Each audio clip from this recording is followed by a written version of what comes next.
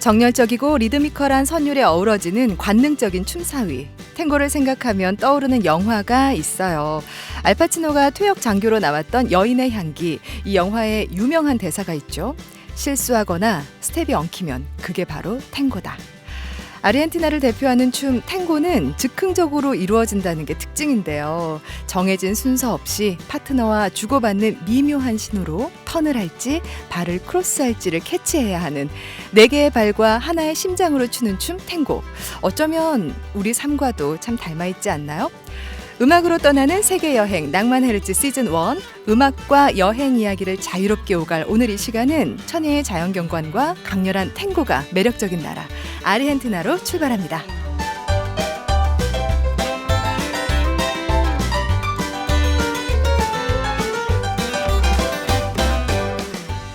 안녕하세요. 음악으로 떠나는 세계여행 낭만 헤르츠 시즌 1의 진행을 맡은 황순유입니다. 낭만 헤르츠는 인천광역시 연수구 송도 글로벌 평생학습관과 함께하고요. 네이버 오디오 클립 낭만 헤르츠와 연수구청 유튜브를 통해 다시 청취하실 수 있습니다. 탱고에는 삶의 모든 것이 담겨 있다고 하죠. 고향을 떠나야 했던 유럽 이민자들의 서름과 슬픔까지. 그래서 탱고의 춤사위는 뜨거울 수밖에 없나 봐요. 한국의 대표 정서 중 하나인 한과도 닮은 것처럼 느껴집니다. 우리나라와 지구 반대편에 위치한 아르헨티나, 멀기에 더 궁금한 그곳으로 지금부터 여행을 떠나볼 텐데요. 오늘은 스튜디오가 더 꽉 찼습니다. 매력적인 탱고 음악과 또 재미난 여행 이야기로 우리를 아르헨티나에 안내해 주실 이분들과 함께 인사를 나눠볼게요. 고상지와 마약 단속팀 그리고 바이올리니스트 김아람 씨 모셨습니다. 어서 오세요. 안녕하세요. 안녕하세요. 아니 지금 소개하는 중에 빵 터지셨어요. 아마 요 팀 이름 때문에 그러신 것 같은데 정말 어느 포털 사이트를 검색해도 나오진 않더라고요. 반도네오니스트 고상지 씨. 직접 멤버 소개를 좀 해주시겠어요? 네, 안녕하세요. 저는 반도네온 연주자 고상지입니다. 오늘은 제가 마약 단속팀이라는 특별한 이름으로 연주자를 꾸려봤는데요. 네. 먼저 이제 기타를 치시는 이자원 씨, 안녕하세요. 네, 그리고 기타와 콘트라베이스를 맡으신 김유성 씨. 네, 안녕하세요. 이렇게 같이 왔는데 왜 마약 단속팀이냐면요. 네. 제가 이제 영화 나르코스랑 남미의 실제 마약 재배하고 이러는 이제 영화들을 되게 재밌게 봤는데 거기 나오는 백그라운드 음악들이 전 너무 좋은 거예요. 그래서 사실 제가 원래는 피아노, 바이올린이랑 많이 활동을 하면서 굉장히 좀 약간 우아하고 정열적인 탱고를 연주했다고 하면은 이런 마야광들 영화에 나오는 그런 음악들은 사실 엄밀히 말하면 탱고는 아니고요. 뭐라고 표현해야 되지? 되게 라틴 느낌이 나는데 약간 농장 느낌도 나고 촌 같고 시골 막 이런 느낌이 좋아서 이렇게 원래 베이스 치시는데 워낙에 연주를 잘하셔갖고 네. 자 기타를 해보는 거 어떻겠니? 그래서 이제 김유성 씨를 꼬셨고 자원 씨랑은 원래 이제 뭐 기타랑 아코디언도 하시거든요. 같이 했는데 이제 이렇게 메인으로 기타를 맡으셔갖고 그쪽 사운드를 좀 내보자 해서 네. 이제 저번 7월 30일 처음 이렇게 해봤어요. 근데 이제 예. 따끈따끈한 네, 아주 팀 따끈따끈한 팀 마약 단속팀입니다. 상당히 자극적인 팀이 된 것 같아요. 네. 고상지와 마약 단속팀 네. 두 분 오늘 함께 하셨고요. 그리고 또 한 분 바이올리니스트 김아람 씨도 함께 자리하셨습니다. 안녕하세요. 네, 안녕하세요. 네, 오늘 이제 음악과 함께 세계 여행을 쭉 떠나오다가 오늘은 아르헨티나를 함께 떠나볼까 합니다. 어떻게 아르헨티나를 다녀오신 지는 얼마나 되셨는지. 저 같은 경우에는 지금 작년 12월 그때 지금 들어오고 다시 나갈 계획이 있었는데 지금 못 나가고 있거든요. 코로나 때문에. 그래서 길어져가지고 지금 한 9개월 된 것 같네요. 네. 그러니까 여행은 아니고 여행 때문에 이제 아르헨티나에 계셨던 게 아니라 활동과 네, 사시는 저는 곳이. 지금 아르헨티나에 2009년 말쯤에 가서 네. 계속 살고 있다가 이제 마지막 한 1년 정도는 뭐 여기저기 왔다 갔다 하면서 다른 활동들 하고 지금은 이제 아르헨티나로 돌아가서 음반 녹음하고 팀도 만들어서 좀 투어나 공연을 계획하려고 하는 그런 찰나였는데 다시 돌아갈 수가 없게 돼서 좀 기약이 없이 미뤄진 상태예요. 그 어쩌면 현지인 같은 여행 이야기를 더 많이 들려주실 수도 있겠군요. 우리 고상재 씨는 아르헨티나에서 또 공부도 오래 하셨죠. 예. 네, 올해는 안 했고요. 2년 있었는데 네. 지금 또 벌써 10년이나 됐네요. 저는 아까 잠깐 이제 리허설 하시고 할 때 악기를 저는 가까이서 처음 봤거든요. 네. 대부분 다 이런 거 맞죠? 반도네온이라는 네. 악기를 모두가 다 한국에서 보고 흔치 사는 거 않아서, 아니죠? 그렇죠. 너무 신기하기도 하고 이제 뭐 TV나 아니면 소리로만 익숙했던 악기를 직접 보는 게 너무 좋았어요. 근데 어떻게 해서 처음 반도네온이라는 악기를 시작하셨는지.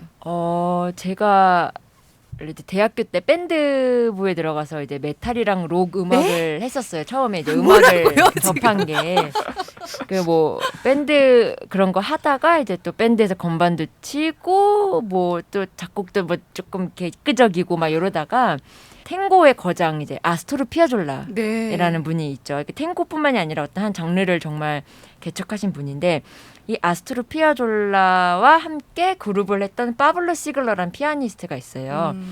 파블로 시글러가 일본에 자동차 행사를 하려고 저랑 사는 20분 거리에 행사를 하러 오신 거예요. 그러니까 네. 콘서트가 아니라 행사를 하러 오신 거를 알아내서 그냥 거기로 갔어요. 옷도 그냥 막 추리닝 같은 거 입고 가서 역시 그냥 표 살 것도 없이 바로 앞자리에서 그 행사를 본 거예요. 그때 파블로 시글러 피아니스트와 반도네온 월델 카스트로 기타 끼케 시네시 이렇게 세 분이 오셔서 연주를 했을 때 제가 반도네온을 처음 봤고 너무 아름답다고 생각해서 저 악기 진짜 하고 싶다라고 생각했던 게 계기였던 것 같습니다. 정말 그 정도로 나의 삶을 바꿔놓을 정도로 매력적인 악기였나 봐요.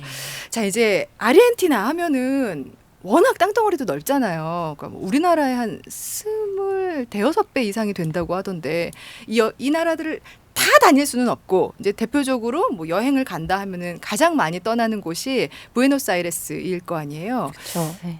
어떻게 다녀야 할까? 어떤 분위기일까? 보통 이제 사진이나 이런 쪽에서 많이 봤을 때는 정말 사랑스럽고 매력적이고 뭐 이런 이야기들을 많이 들어왔는데 오래 계시면서 이 도시는 이런 곳이다라고 좀. 어디서부터 설명을 드려야 될지 잘 모르겠지만 부에노스아이레스는 남미의 어떤 한 도시라고 말하기에는 네. 남미만의 어떤 그런 전형적인 색깔만 가지고 있는 곳은 아니고 본인들도 약간 남미의 유럽이라고 자신들이 규정할 만큼 네. 조금 유럽의 색채도 많이 띠고 있고 그다음에 그 예전에 이제 이민자들이 와서 또 건설한 그런 유럽풍의 건물들이나 아니면은 유럽에서 가져온 돌로 만든 그 돌 바닥이 있어요. 그냥 차가 지금 다니는 도로인데 옛날 동네 같은 경우에는 아직도 그런 돌길들이 보존이 돼 있거든요. 네. 그래서 이제 높은 굽 같은 거 신으시는 분들은 거의 걸어 다니기가 힘들 정도로 전부 그렇게 그 돌로 하나하나씩 쌓아서 이렇게 동그란 모양을 다 만들어서 근데 보면 굉장히 아름답죠. 밤에 보면은 이렇게 또 빛나기도 하고. 그러니까 뭐 그런 여러 가지 요소가 또 혼재돼 있는 곳이고 막 낙천적이지만도 않고 약간 히스테릭한 면도 있고 뭐 여러 가지로 그런 여러 가지 매력이 공존해 있는 곳인데 일단 뭐 유명한 관광지 처음에 가신 분들은 유명한 관광지 위주로 해서 그렇죠. 보시는 게 그래도 아무래도 가장 빨리 도시를 알 수 있는 길이지 않나. 그래서 이제 몇 군데 소개를 해드리면은 뭐 레꼴레타 묘지라고 해서 묘지요. 이제, 그게 이제 그런 묘지가 그 부에노스아이레스에 크게 3군데가 있는데요. 이 레꼴레타 같은 경우에는 굉장히 부유하고 어떤 사회 지도층들이 묻히는 굉장히 비싼 묘지 중에 하나예요. 그래서 이제 우리나라 분들한테 알려지기로는 에바페론 그 에비타라고 많이 알고 계시는 네네. 그 에비타가 묻혀 있는 곳이기도 하고 그리고 보르헤스라는 그 국민 시인이라고 할까요? 그분도 거기 계시고 카를로스 가르델도 거기 계시고 그래서 일단 그 레꼴레타 묘지는 굉장한 부촌의 한 가운데 위치해 있어요. 그래서 정말 고급 아파트 바로 옆에 공동 묘지가 있는 셈이거든요. 그래서 그런 뭐 주변에 보면 맛있는 먹을 것들도 있고 그런데 그 한 가운데에 이런 또 묘지가 있다는 게 재미있는 곳이기도 하고 네. 네, 그렇습니다. 그러네. 처음에 이제 묘지 얘기를 하셨을 때 아니 아무리 멋있고 아무리 그렇다 해도 관광을 가서 여행을 가서 묘지를 구경 가나 싶기도 했는데 네. 말씀을 해주시니까 아 이런 분들의 이제 묘가 있는 곳이어서 네, 많은 묘도 사람들이 있고 그리고 이제 여러 가지 조각상들도 있고 근데 보통 이제 도시 다녀오신 분들이 사진으로 많이 올려놓는 것 중에 서점도 있잖아요. 그렇죠. 예. 제가 사실은 그 서점에 네. 처음에 아르헨티나 갔을 때 저도 스페인어를 하나도 모르고 갔기 때문에 그 스페인어 책을 사러 네.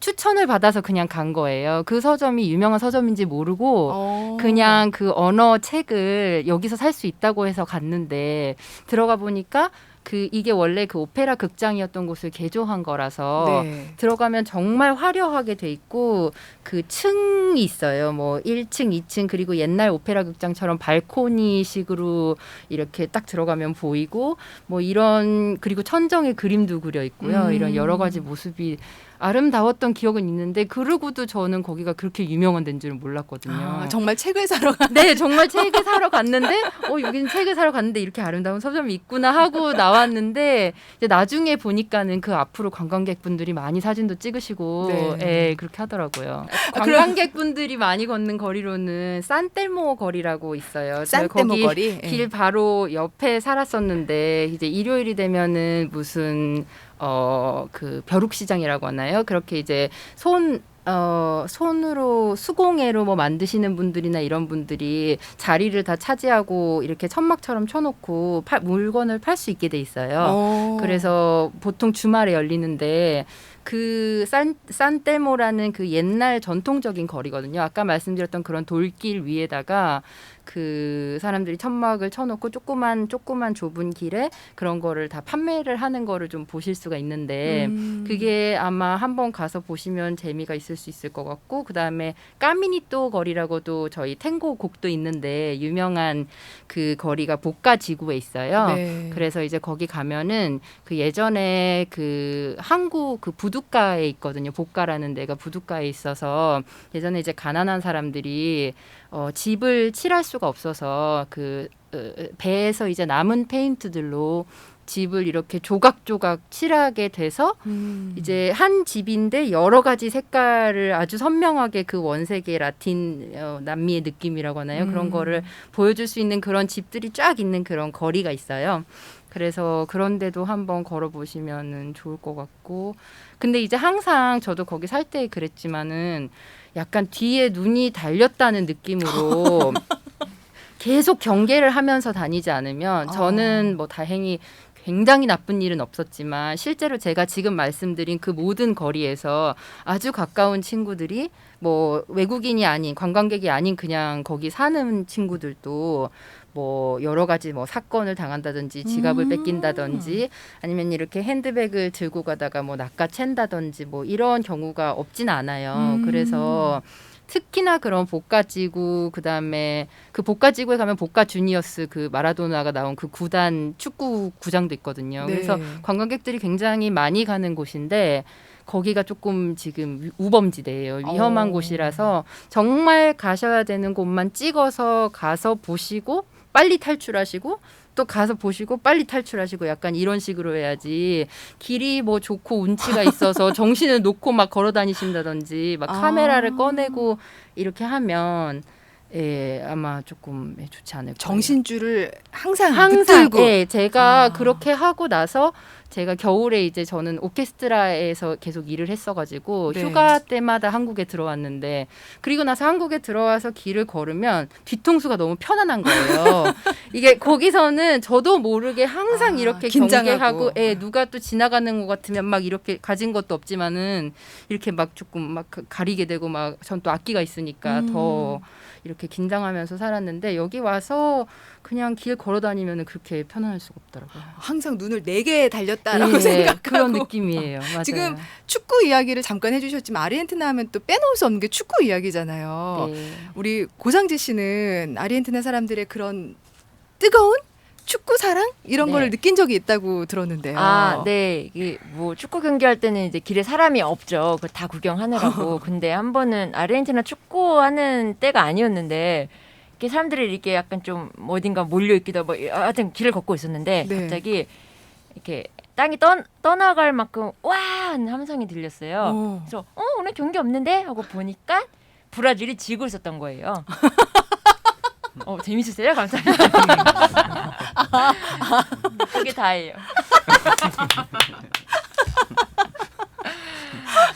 이게 축구를 우리도 보통 이제 뭐 국가대표나 이런 걸 많이 보잖아요. 네. 그러면은 이제 K리그나 이런 뭐 그냥 지역 팀들에 대해서는 조금 소홀하기 쉬운데 아르헨티나 사람들은 모든 팀에 대해서도 관심이 크고 또 경기를 이기고 지고뿐만이 아니라 그 경기 안에 플레이 그렇죠. 태도 같은 네, 것도 네, 엄청 네. 본다 그러더라고요. 맞아요. 네. 그게 이제 일단 자국 리그가 너무 인기가 많고 정말 인기가 많고 각자 이제 응원하는 팀들이 있어요.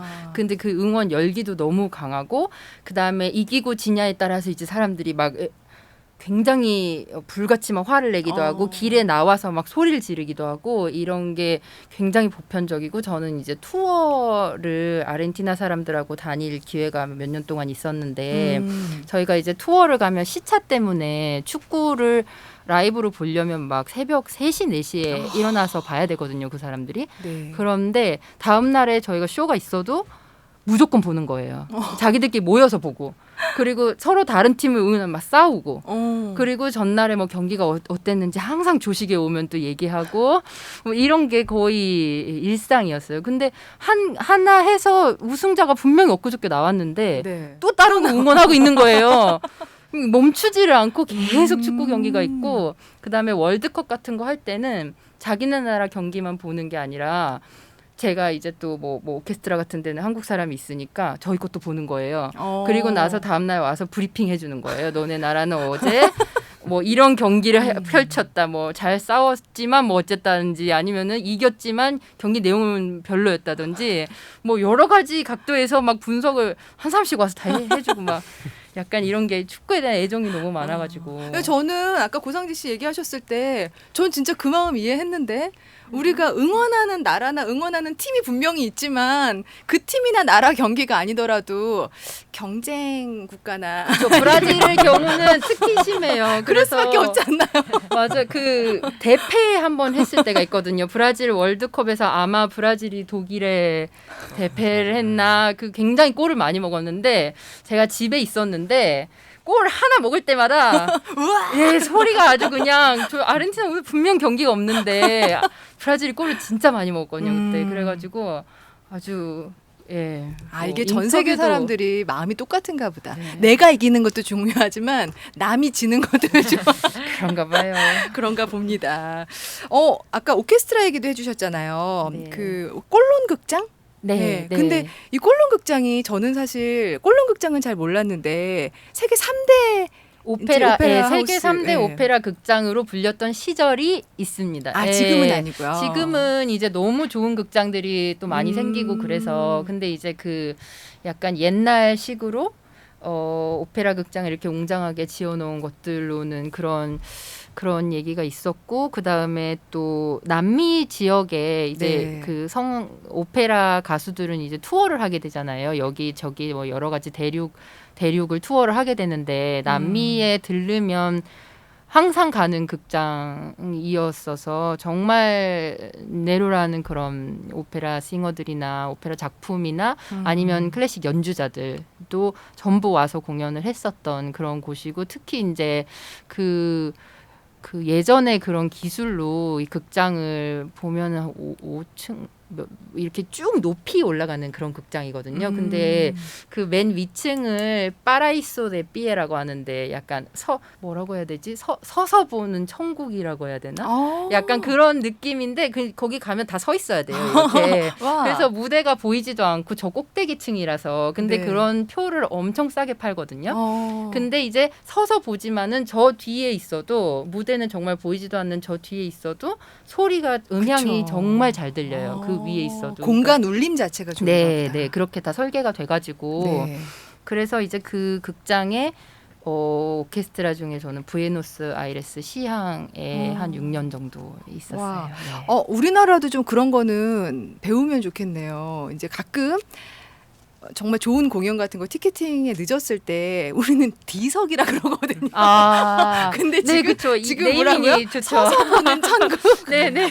이렇게 좋은 이름이 있는데 우리는 D석이라고 부르니 맞아요. 뭔가 이렇게 VIP, R석, S석, A, B, C, D까지 가는 맞아요. 그 느낌이 다르네요. 저도 천국 가서 보고 싶네요. 네, 맞아요. 그 운치가 또 있어요. 그게 네. 거기 가서 이렇게 서서 보는 게. 자, 오늘 낭만의 루트 시즌 1 아르헨티나 편 함께 이야기 나누고 있습니다. 고상지와 마약 단속팀 그리고 바이올리니스트 김아람 씨 모시고 이야기 중인데요. 이제 1부를 좀 마무리하고 2부에서 남은 이야기들 특히 또 이제 아르헨티나를 대표하는 우리 탱고 음악 이야기를 나눠볼까 합니다. 자, 1부 마치면서 우리가 너무 좋게도 너무 기쁘게도 탱고 음악을 하나 라이브로 들어봤으면 좋겠는데 어떤 음악을 들어볼까요? 무슨 곡을 들을까요? 일단 이제 저 여행 작가로 섭외된 바이올린 김아람을 같이 모셔서 네. 저희 단속팀과 김아람 씨의 협연으로 짧으니까 두 곡 이어서 들려드릴까요? 네, 좋아요. 데카리시모랑 꼬랄렐라라는 곡을 이어서 들려드리겠습니다. 어떤 곡인지. 아, 데카리시모라는 곡은 아스토르 피아솔라가 작곡한 곡인데요. 그 홀리오 데카로라는 그런 그 탱고의 뭐 아버지라고 하면 그렇지만 어떤 그 전통 탱고에서 굉장히 중요한 역할을 담당하는 그런 작곡가 겸 그 오케스트라를 가지고 있는 그런 음악가가 있는데요. 그분을 오마주하는 그런 곡이라서 데카로 이름을 따서 데카리시모 그래서 약간 최상급 표현을 네네네네. 이탈리아 말의 최상급 표현을 여기다 붙여가지고 약간 그분을 오마주하는 그런 곡으로 만든 굉장히 기분이 좋아지는 그런 멜로디의 곡이고요. 그다음에 꼬랄레라라는 곡은 밀롱가 리듬이라고 해서 탱고에서 뭐 땅고, 발스라고 하는 왈츠 그리고 4분의 2박자의 밀롱가라는 게 있는데 그 밀롱가 리듬에 역시나 기분이 좋아지는 그런 기분이 좋아지는 두 곡을 이어서 들려드리도록 하겠습니다. 네, 데카리시모, 코랄렐라 이렇게 두 곡을 고상지와 마약 단속팀 그리고 김아람 바이올리니스트가 들려주는 멋진 라이브로 함께 들으시고요. 남은 이야기들 2부에서 이어가겠습니다.